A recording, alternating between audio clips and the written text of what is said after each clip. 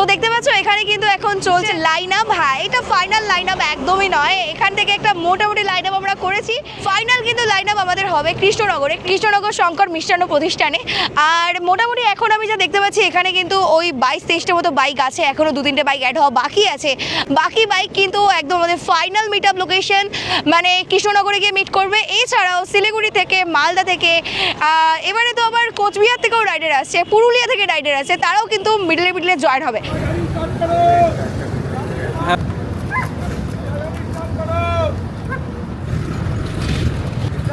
সবাইকে